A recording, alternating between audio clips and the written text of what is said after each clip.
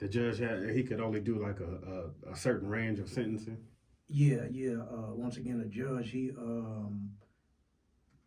only got so much radius as far as sentence you. That that's one thing good about the feds, even though they give you a lot of time, is that the judge only got a certain amount that he can give you within the guidelines.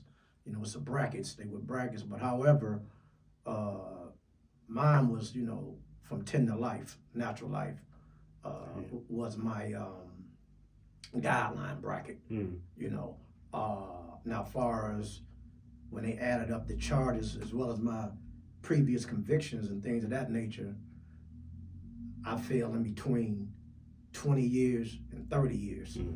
And what I was saying was that the judge chose to give me the 20 years from what I would say after, thinking about it from being, away, and even as I've been home, is from what I said at sentencing, for the simple fact of he asked me twice, did I have anything to say?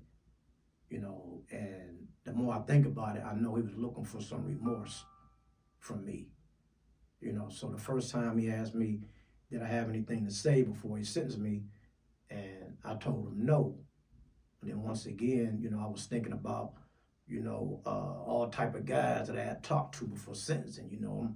I got coerced in my head, what I was going to tell him, and which I ended up telling him, and speaking up for myself, because once you get sentenced, it's something else getting back in the courts, without, doing your legal work and things of that nature. So it's now or never type of thing. So I was listening to my lawyer, on the other hand, who he had good reasons of telling me not to say nothing because afraid of me saying something to hurt myself. Right.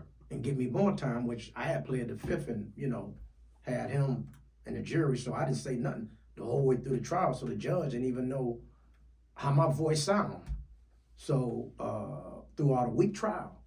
So he, after I told him I didn't have nothing to say the first time, he looked me in my eyes after taking his glasses off. It was like a movie, and looked down at me and said, I'm gonna ask you again, do you have anything to say before I sentence you? And that's when it all clicked in that I need to say what I had coerced in my head, for what it was worth. So, quote unquote, I just told him,